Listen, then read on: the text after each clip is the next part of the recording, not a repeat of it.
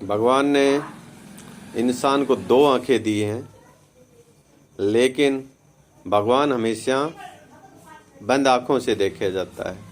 एक बार का टाइम है, एक राजा भगवान की बहुत भक्ति करता था और एक दिन भगवान राजा की भक्ति पर खुश हो गया और भगवान ने राजा को दर्शन दिया और बोला, राजा हम आपकी भक्ति से खुश हुए। इतने सुनकर बोलो मांगो, क्या मांगोगे? तो राजा कहने लगा, भगवान हम आपकी दया से सब कुछ, प्रजा भी खुशी है और हम भी खुश हैं, हमें कुछ नहीं चाहिए। लेकिन भगवान ने कहने लगा, आपकी भक्ति से मैं प्रसन्न हुआ तो आप कुछ तो कुछ वरदान मांगे। तो राजा कहने लगा, भगवान अगर मुझे एक इच्छा है, अगर आप मेरी पूरी कर दे तो भगवान कहने लगा, हम आपको वरदान देते हैं, जो इच्छा है वो मांगो। तो कहने लगा राजा भगवान से कि आप एक काम करें कि आपने हमें तो दर्शन दे दिया, लेकिन हमारी पूरी प्रजा को आप दर्शन दीजिए, यही इच्छा है। तो भगवान राजा के वरदान दे चुका था। तो भगवान कहने लगा, राजा आप कल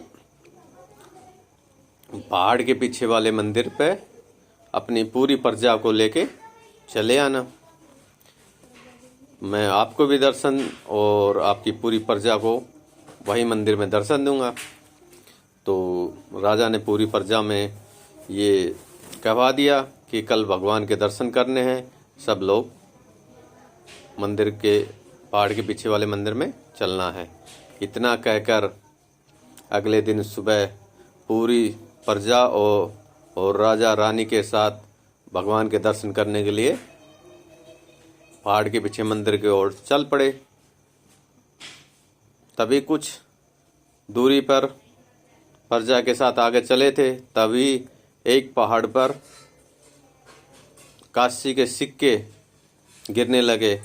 तो कुछ प्रजा उस सिक्कों को उठाने के लिए चल पड़ी और ये देखा राजा की भी आधी प्रजा तो पहाड़ पे सिक्के के लिए जाने लग रही। इतना कहकर भाई कुछ उसके पीछे पीछे आ रही थी।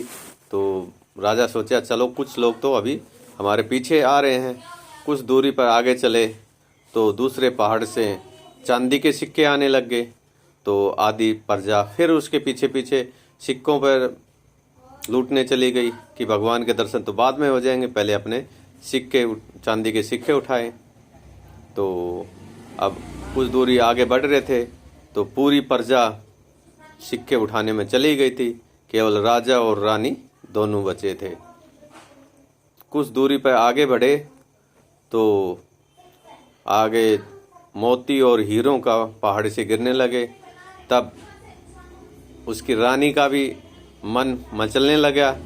तो रानी भी कह रहे कि बाद में भगवान के दर्शन कर लेंगे, पहले हीर जवाहर मोहरे ये लेके हम ले लिया जाए, कल कर लेंगे मंदिर में भगवान के दर्शन।